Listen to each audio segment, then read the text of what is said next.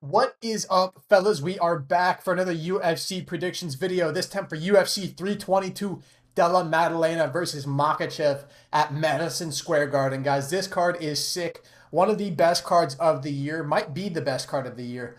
I'm really looking forward to breaking this one down for you, fellas. Let's jump right in. I'm going to start with the first prelim and work my way up. Kicking us off at a lightweight, Vyacheslav Borishev taking on Mateus Camilo. This fight just got made. This fight just got thrown on the card. And honestly, it's a decent fight. I haven't gotten to really do that much tape on this one, but I am going to be going with Mateus Camilo over Borishev. Even though I love Borishev, he's my dog. I just, Mateus Camilo will go for takedowns, and I feel like Borishev, I, I hate to say it, I just feel like he's never made the improvements to his takedown defense that he's needed to. I think on the feet, he's obviously very live to win. I've seen Camilo caught by some ugly shit on the regionals, but he has looked good since then. Dropped a fight to Gabe Green at lightweight, which I don't think Gabe Green's all that good, but he is quite the physical specimen at lightweight. He used to fight at welterweight. He's a pretty good sized guy. Dropped that fight there. Not the end of the world though, but in that fight he was shooting takedowns and he was honestly getting them against a guy who's very large and powerful.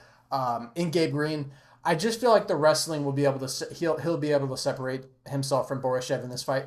On the feet, it'll be scary, but I don't think Camilo's a bum on the feet either. I think he can hang a little bit, especially considering Borishev. I think his durability is a little bit suspect. Dropped by Chase Hooper. Got hurt real bad by Nazim Sadikov, even though I still think he should have won this fight, and he had a great performance here. But I'm going to trust Mateus Camilo here. He's a younger guy. He's fresher in his career. And honestly, Borishev's been in some fucking wars, dude. This fight was a war. Took a ton of damage in this fight against Chase Hooper. This fight against James Lontop was a war. Honestly decent performance against Tom Nolan. And then got subbed up quick by Terrence McKinney. I would like Borishev to win. I feel like Camilo is that kind of well-rounded guy who could give him problems. Granted, he's got good wins, man. He knocked out Chris Duncan easily, and look at what Chris Duncan is doing to these guys at lightweight. He's live to win. I'd like to see him win, but I think more often than not, Mateus Camilo can get this done. Perhaps by submission, but I think probably a pretty hard-fought decision because Borishev's a pretty hard guy to submit. Uh, Moving up to middleweight, this guy's name I still cannot say. Basinger Sursakayev taking on Eric Makhachev.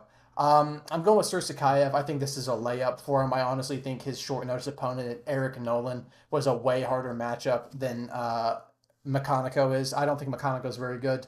Granted, decent record. I lost to Ruziboev. Unfortunate. Beat Cody Brundage in a fight I'm not so sure he won. It was a real close, dull fight, to be honest. Um, but Sursakayev seems pretty legit. He's not that good. Eric Nolan almost got him out of there early, but Eric Nolan's actually a little underrated. Um, Eric Nolan was on a pretty good knockout streak. He was a dangerous guy on the regional scene, and it was on very short notice taking this fight. I think Sursakayev can hang on the feet with Makhachev, who's not a Nolan type of fighter. He kind of sits on the back foot, which I don't think will help him here.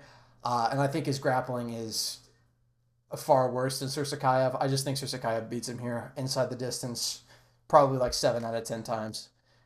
Yeah, it seems like a lot of people also think that. I'm going with Sursakayev. I think he's very beatable, Sursakayev, but Eric Makhachev, in my opinion, has not shown me anything to think that he's going to be the guy that does it. Moving up to women's strawweight, Angela Hill taking on Fatima Klein. Big favorite for Fatima Klein, huh? That's bigger than I thought. I thought she'd be like a minus 250, but I do like her here. Young prospect, she's very good. And Angela Hill, I don't know. I feel like she's getting to that point now where I don't trust her as much. Like she's almost 41, man. I think Fatima Klein is much better on the feet. She's been getting finishes uh, consistently. She lost to Jasmine Jasudavicius. That's not a bad loss. Um, she's much bigger. I trust the young prospect here. I think Angela Hill gives a lot of problems to prospects who aren't ready for the top 15. I think Fatima Klein is. I think she can get one over on Angela Hill. I think she's better on the feet. Her grappling's solid. I think she wins this fight. Um, I would say like 6.5 out of 10 times. I don't necessarily agree with this line, but I think she should win. I think she probably wins a decision. I could see Angela Hill picking up a round though, probably 29-28, maybe even a split decision. You know, it happens. You know, a lot of people seem to be on the same side as me here. I'm going to go with Fatima Klein by decision here. Moving up to featherweight, this is an absolute banger here. Chepe Mariscal taking on Pat Sabatini. Pat Sabatini coming off of the best win of his career. And Chepe Mariscal coming off of a very large win streak here. This fight I've done a decent amount of tape on. It's tricky.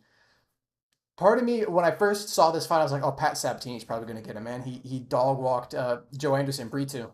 But I watched that fight again a couple times, and I'm like, he did beat Joe Anderson Brito, but Joe Anderson Brito was like kind of content off bottom, and he was jumping for guillotines and jumping for front chokes a lot and getting himself into not the greatest positions. I don't think Chepe Mariscal is going to do that. He seems a lot more like when his back hits the mat, I'm scrambling up. Now, that could be a problem for him because Pat Sabatini has some of the most legit jiu-jitsu in this division. He's a very good grappler. But I think as this fight goes on, if Chepe Mariscal is able to continue the scrambles and eventually start defending some of the takedowns from Pat Sabatini, I think Pat's going to get stuck on the feet with Chepe Mariscal for a little while. And, you know, Chepe's not a super powerful guy, but what he does have is he has got an insane pace, insane cardio, and he can put it on a guy. He's put some serious beatings on guys. You know, beat Ricardo Ramos, not his best performance in my opinion. Beat the absolute horse shit out of Damon Jackson. I mean, the stat numbers were ridiculous for this fight. I mean, he beat the tar out of Damon Jackson. Beat Morgan Charrier, who's a tough guy. Jack Jenkins win, I don't rate too much just because it was an injury. Beat the shit out of Trevor Peek. I think Chepe Mariscal is solid, dude. Now, this is kind of a 50-50, though, obviously, as the line would indicate. I think if Pat Sabatini gets a good position on Chepe Mariscal, he's a real hard guy to get out of that position. And Pat Sabatini's a pretty good finisher from, like, the back. I could see it. But I'm going to go with Chepe here, especially as an underdog, right? I just think he's very good in the scramble. He's got infinite cardio. He's got a good chin. I think he could push the pace on Pat if his grappling starts to get him tired a little bit, which I've seen happen. I don't think Pat Sabatini's chin is the best, but he is live to control Chepe and finish the fight by submission. That's why this is such a compelling matchup. But me personally, I'm going to lean with Chepe. But Pat Sabatini's live, man. He can win this fight for sure. A lot of people picking Mariscal. Yeah, I understand why. Moving up to 185, Gerald Meerschaert taking on Kyle Daukaus. Kyle Daukaus, huge favorite here, which is pretty crazy. But Kyle Daukaus coming off the biggest win in his career. Flatline KO'd Michel Pereira. Crazy. On short notice, too, coming off the regionals. But he's put together a fucking good performance on the regionals, man. A lot of finishes. He's looked really good. I'm ready for his second run. He looks solid. I mean, and Gerald Meerschaert, on the other hand, is looking like straight butt. So yeah, I'm going with Kyle Daukaus. I just think at this point in Gerald Meerschaert's career, you know, he's typically been a guy who's can kind of outlast guys, come back in the third round, get a win. I don't really see him doing that against Kyle Daukaus. Kyle Daukaus is solid in the grappling. He's got solid jiu-jitsu. He's got solid cardio, and he's got better striking than Gerald Meerschaert. You know what I mean? Which isn't saying much, but, you know, he's pretty well-rounded. I don't really see him, you know, death-gassing like Edmund Shabazian. And Brian Barberena is a fat welterweight, you know what I mean? Kyle Daukaus put out Michel Pereira. Despite Pereira's last couple of performances, I mean, he's fucking dangerous, and nobody's put him out. Not like that in the UFC, to my knowledge. I don't think so. I mean, Anthony Hernandez took him 5 fucking rounds, you know what I mean? Kyle Daukaus just went out there and just bitched him and slept him in like 2 minutes. I'm going with Kyle Daukaus here. I just don't trust the Meerschaert chin anymore. He got KO'd bad by Oleg Zaychuk. Took some good damage from Brad Tavares. Almost got knocked out by Rainer de Ritter on the feet.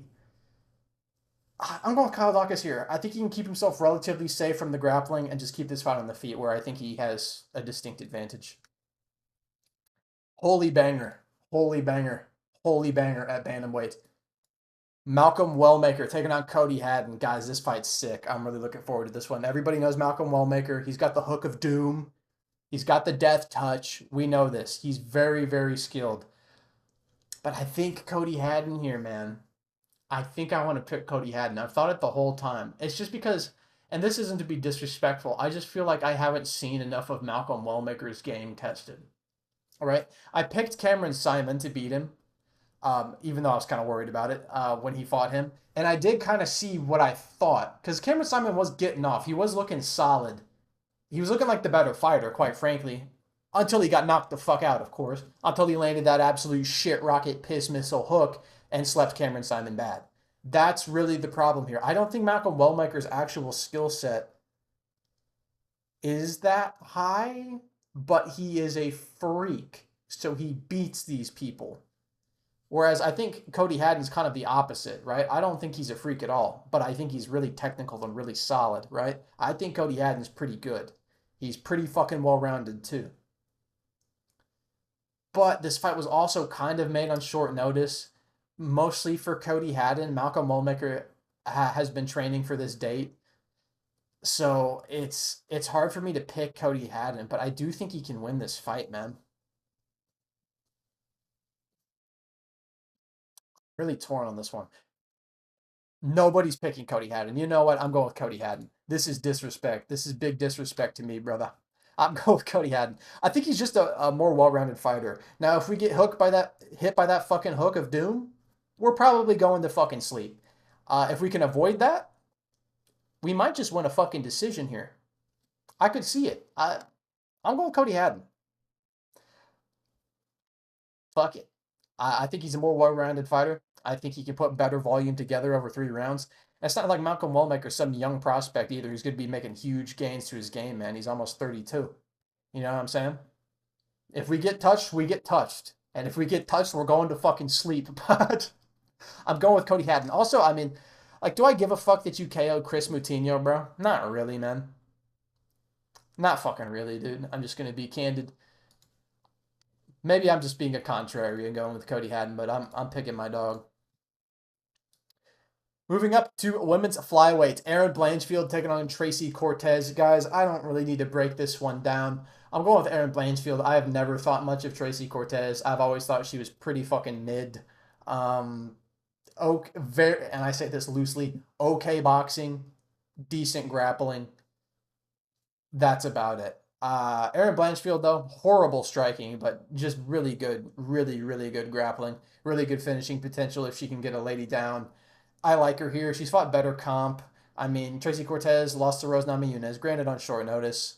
Erin Blanchfield, Molly McCann sucks. Jessica Andrade, she beat her easy. Talia Santos, she beat. Lost to Manon Fiorot, who's, I mean, basically the best lady in this division, really. Uh, Besides, the champ, of course. And then she beat Rose Namajunas pretty clearly. I'm going with Erin Blanchfield, dude. I just think she's a better grappler. I don't think Tracy Cortez poses literally any threat, whether that be on the feet or in the grappling. However, I do think Erin Blanchfield poses a threat if she gets her grappling going on Tracy Cortez, which I think she can do because Tracy Cortez, when I was picking this fight against Manon, I predicted it correctly. I picked Manon as, I believe, an underdog. And I said, dude, she's just too physical. She's too big. She's too strong. She's not getting her to the ground. And she couldn't do that. I don't think Tracy Cortez is physical enough to stop the takedown. And I don't know if she necessarily gets back up. So I'm going with Erin Blanchfield. Just straight up.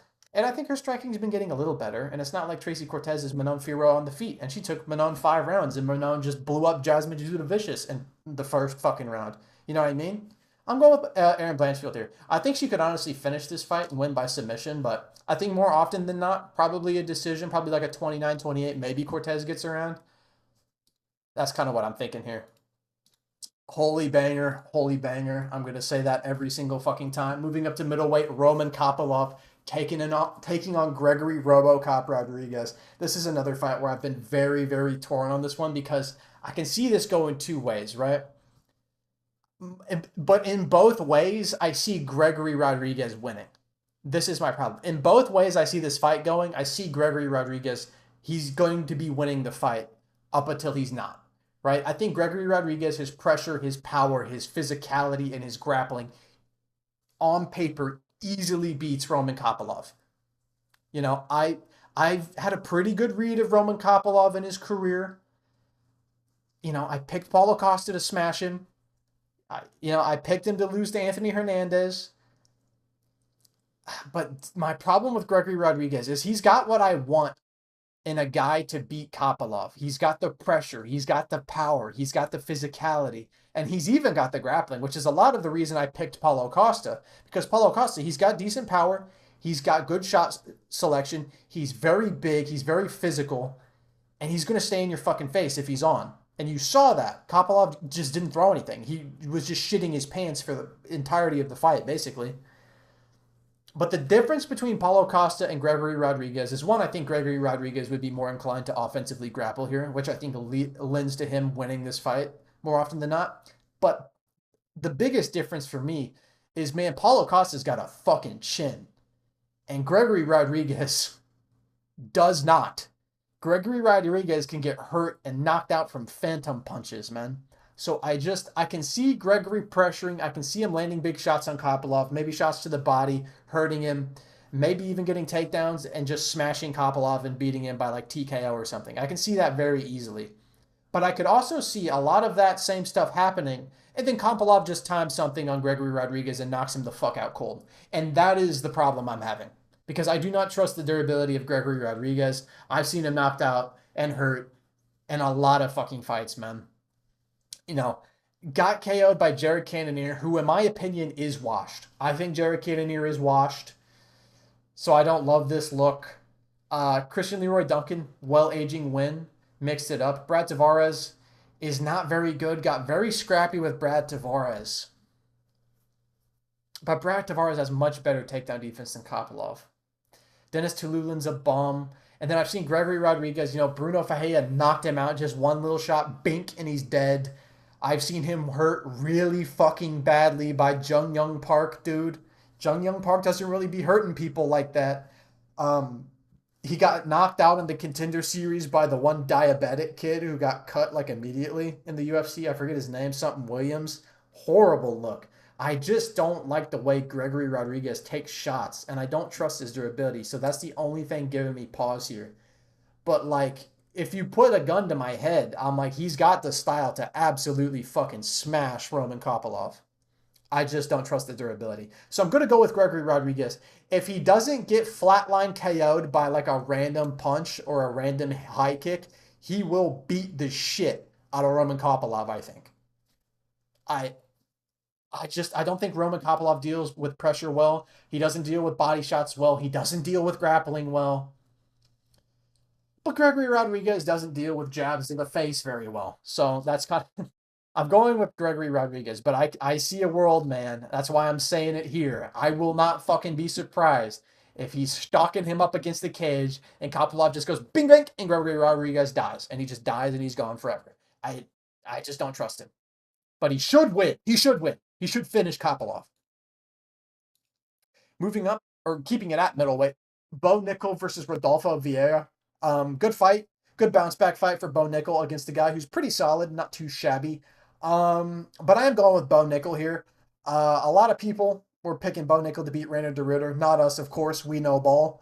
But I think this is an easier, more approachable performance for Bo Nickel. I think Rainer de Ritter is kind of the mutation of a Rodolfo Vieira. Very good jiu-jitsu guy with a decent striking game. Big, strong guy.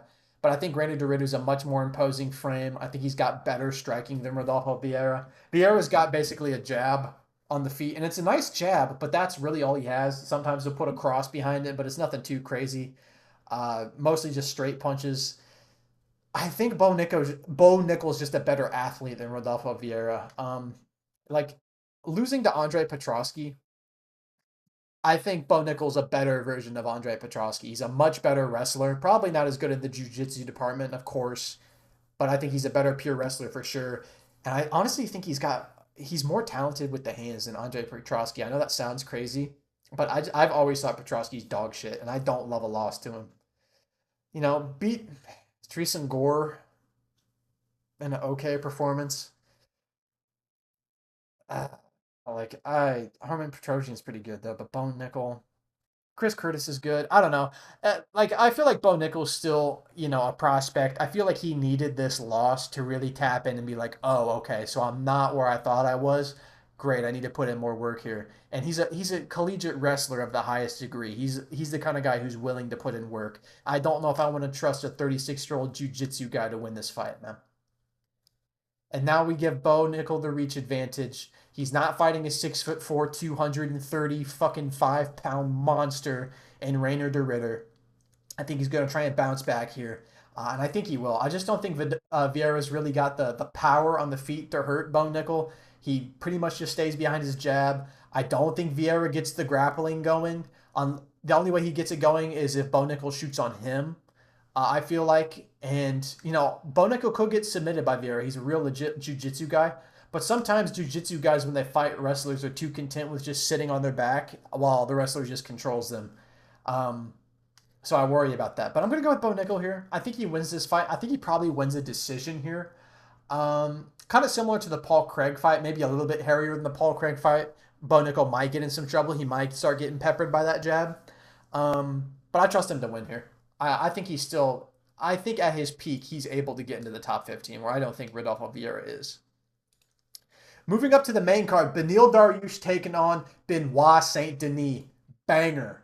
Holy banger. Holy banger. I'm looking forward to this fight a lot. Beneil Dariush, perennial contender here, and Benoit Saint Denis looking to go on a 3-fight win streak here.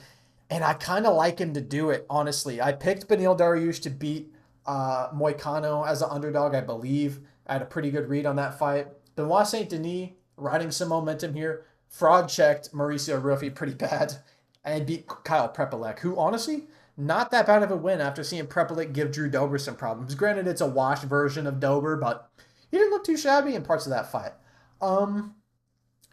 I think I want to go with Benoit Saint Denis over Beneil Dariush.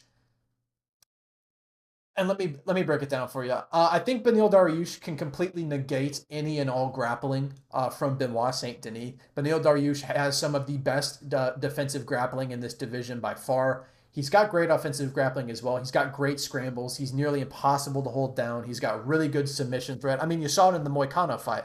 Moicano manhandled Benoit Saint Denis in the grappling. Moicano couldn't get shit going on Dariush in the grappling department.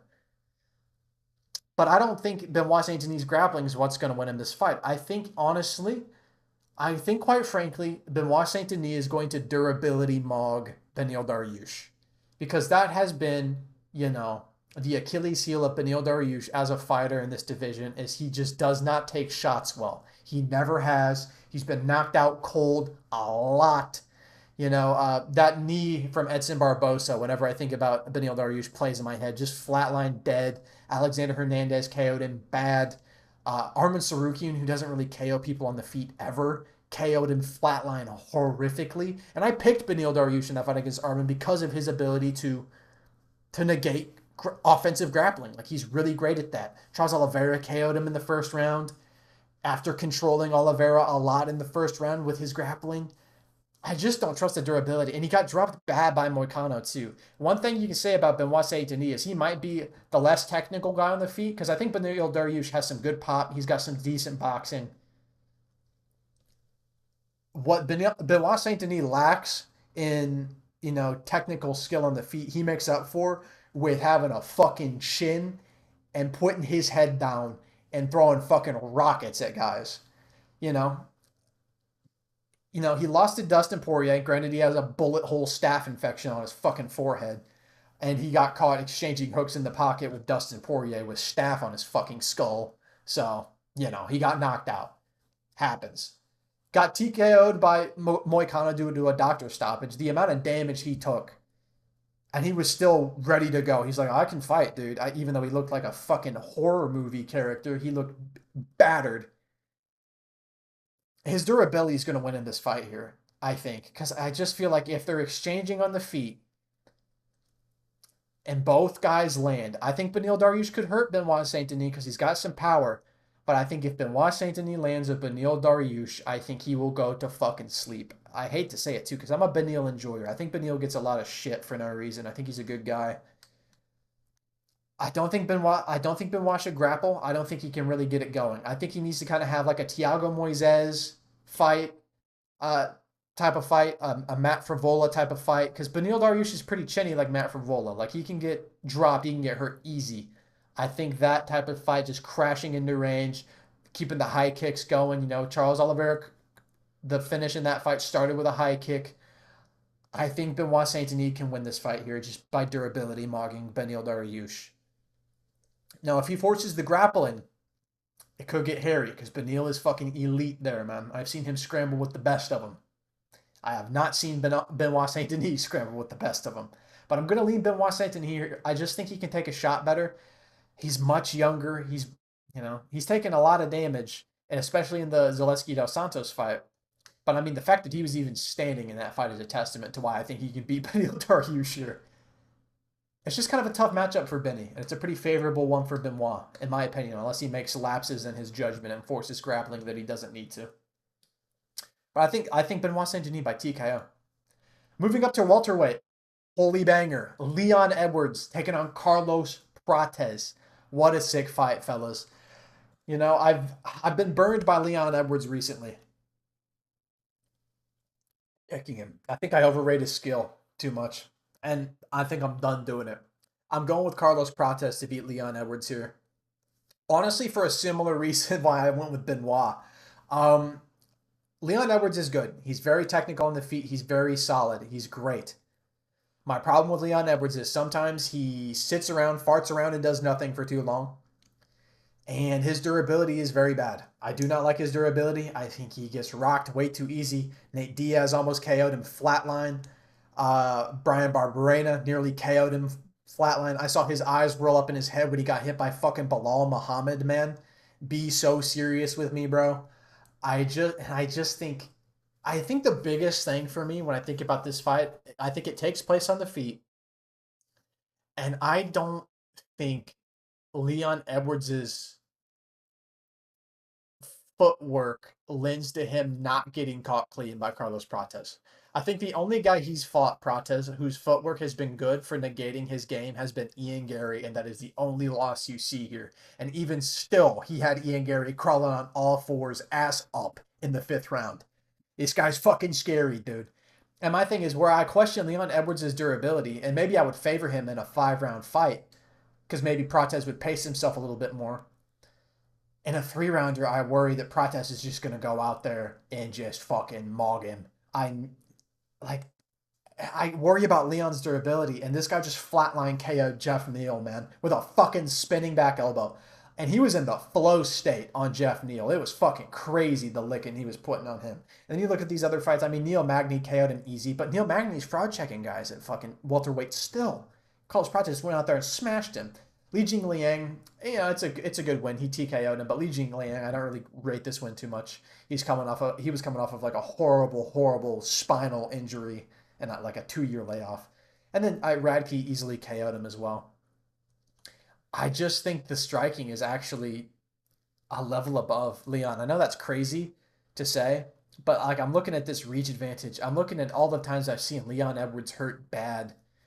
And if you're getting hurt bad against guys like Barberena and fucking Nate Diaz, I would shudder to think what would happen if he got caught clean by Carlos Prates. Also, Leon Edwards just makes dumb decisions in fights a lot of the time. Like in this Bilal Muhammad fight, he was getting held down a lot until the 5th round where he decided to just elbow him in the fucking face 30 times. It's like, wow, we could have done that from the 2nd round and probably won. Or Sean Brady, shooting a takedown on Sean Brady. It's like, what are you, retarded? Like, what are you doing? He just makes a lot of bad decisions. And sometimes I just can't trust Leon to get going. If I knew Leon was going to be tapped in and he was going to get going off rip, I might pick him. I've picked him a lot. But he's just too much of a, is he going to be there or is he not for me? I feel like he's kind of a head case, you know? I just don't like it. I'm going with Carlos Prates. I think he wins by TKO, and I guess everybody else does too. Leon Edwards can win this fight, though. I think it's good value on him as an underdog. I don't think it's unwinnable. However, I don't think Leon Edwards can get any kind of grappling going against Carlos Prates. For the simple fact, I think Prates actually has underrated jiu-jitsu. I think his grappling is pretty good. If you dig into his older fights, you can see him throw up some nice triangles, some scrambles. He's actually not too shabby. I do think he is probably the best fighting nerd, and I think he wins this fight. And if he knocks out Leon brutally, he might be getting a title shot. I can't even lie. Moving up to welterweight, Sean Brady taking on Michael Morales, holy banger. I mean, it's just all bangers, man. 18-1 versus 18-0.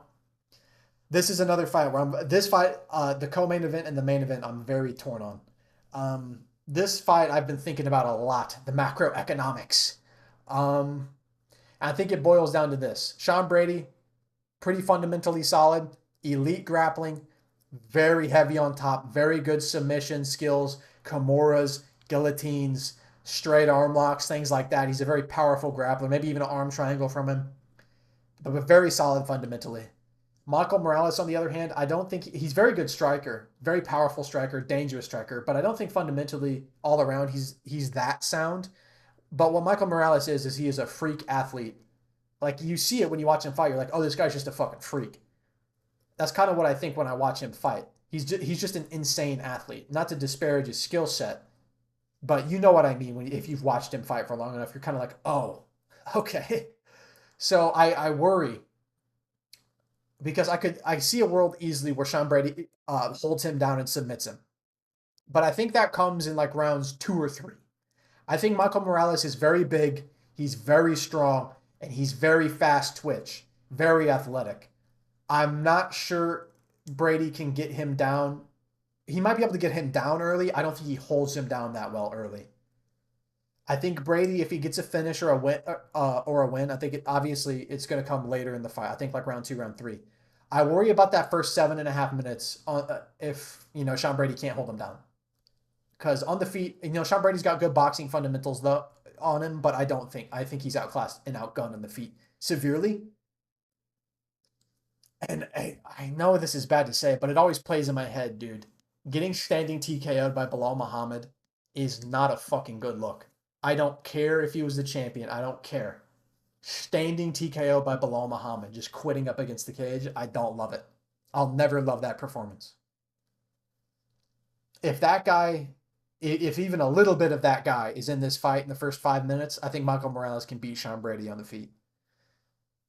Now, as this fight gets deeper, then I start to worry. And then I start to be like, oh, fuck. Oh, I don't like this. Because Sean Brady's elite, man. And he could be making a case to get a title shot here. But honestly, I just want to be a contrarian dick. And I want to pick Michael Morales as an underdog because I think he has early finishing upside.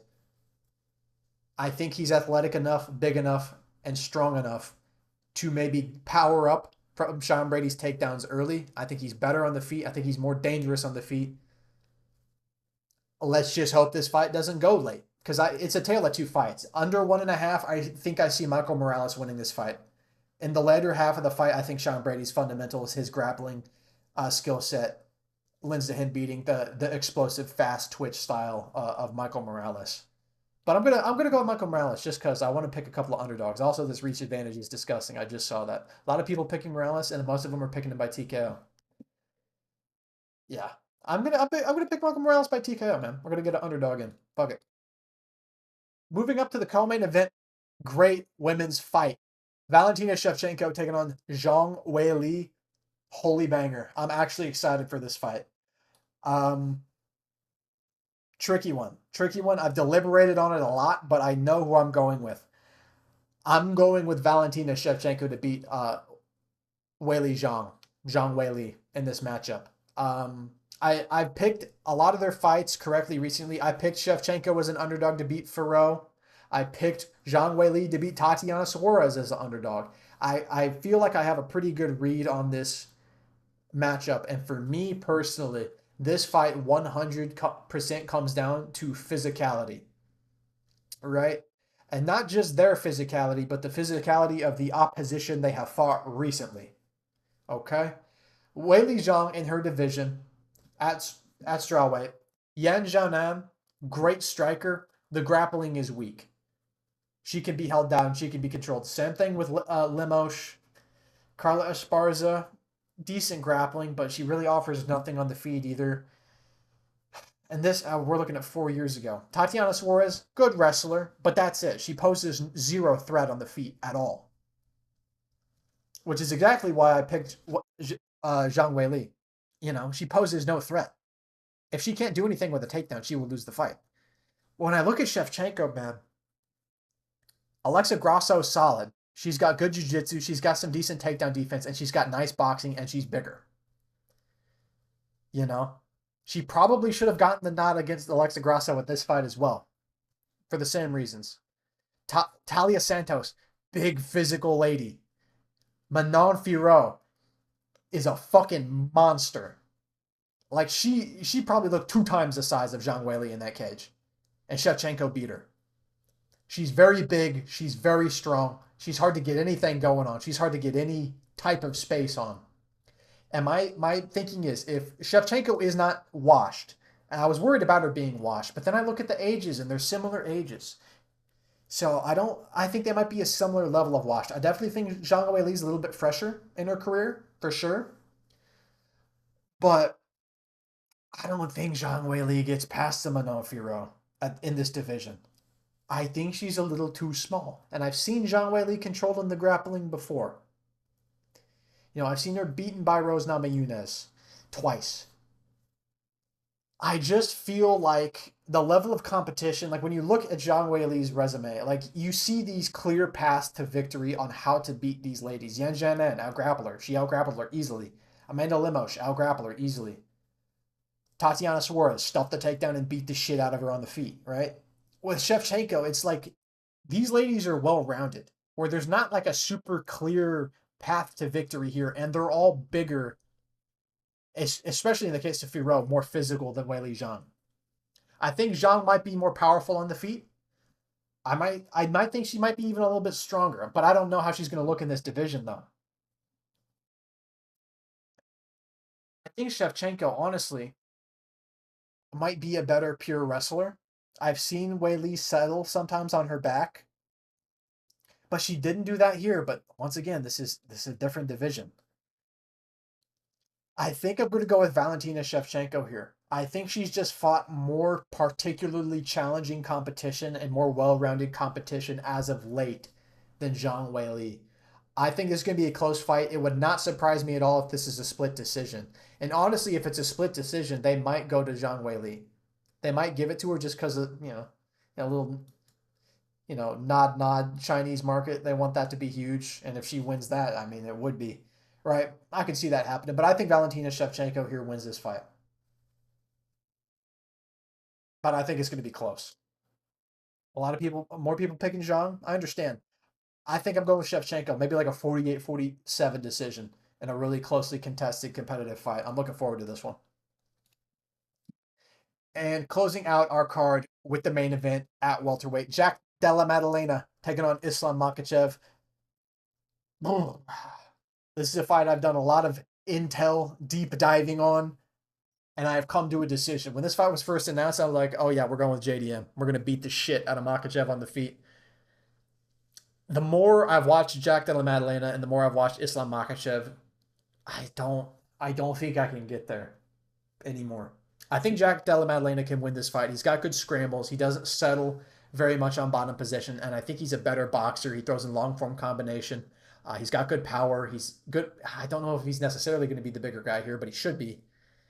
But the difference for me in Jack Della Maddalena's anti-grappling is he's fighting guys in Gilbert Burns and Bilal Muhammad. Despite Gilbert Burns being an elite jiu-jitsu practitioner, he does not really get that many submissions against high-level guys. He really doesn't do it. And Bilal Muhammad, I've always said Bilal Muhammad's grappling is a little bit overrated. Like he can get a takedown, but he really never does much with it. I've never really been impressed by it. So stuff like this allows Jack Della Maddalena to get back up to his feet, make a scramble, defend a takedown, and land shots on the feet. I think Islam Makhachev can compete on the feet with JDM. He's very solid on the feet. He was getting the better of exchanges with Poirier on the feet. I know it's a wash Poirier, but, be reasonable. KO'd flatline Alexander Volkanovski. It's kind of crazy. Had a really competitive fight with Volkanovski, who at this point in time, he was the best fighter in the world, in my opinion. Beat Charles Oliveira pretty easily on Charles Oliveira's insanity run. But the difference is, I feel like if Islam Makhachev gets a solid position, I feel like he can submit JDM. I know he's got Craig Jones in his corner, but it just seems like if Islam Makhachev latches up that Darce, in that front choke position, it's curtains. And he's the kind of guy who I feel like he can get the back of JDM and he can control JDM off the back. He's big enough and strong enough to do this. Bilal Muhammad doesn't have the skill set to do it, in my opinion. Gilbert Burns, I think he's a little bit too small because Gilbert Burns is a former lightweight as well, and he's a little bit washed. I just feel like, and also if this version of JDM comes out, the one jumping guillotine against Basel Hafez, he's going to be in fucking trouble. But I don't think he'll do that. I just think Islam Makhachev is a guy who will go for a finish if given the opportunity. I just see maybe JDM going for a scramble, going for a roll, and not getting the position to scramble up to his feet that he wants. And I can see Islam Makhachev maybe latching up something as he tries to get up to his feet. Maybe he gets on the back. Maybe he starts fishing for a rear naked choke. Maybe he gets on top, stomach to stomach, and goes for an arm triangle. He's able to do this to guys. Whereas a lot of Jack Della Maddalena's opponents really haven't been able to do that. And I think he's competent on the feet.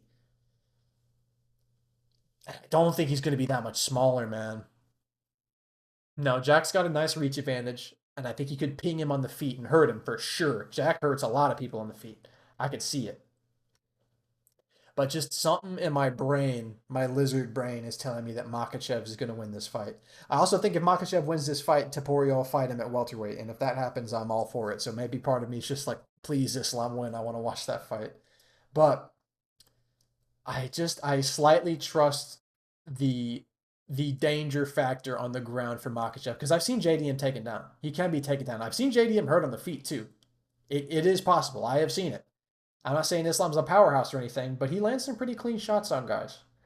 And with that grappling threat, and I think he has more of a grappling threat than Bilal. Like Bilal's a guy who'll take you down and just control you. Islam can just control you as well, but he's a lot more dangerous. He's a lot more threatening with the submission. And looking at how easily he smoked Moicano is pretty crazy. I mean, he literally no effort at darced him. It was ridiculous. Moicano's not the greatest ever, but he's solid with the grappling. Like he's not bad. I don't know.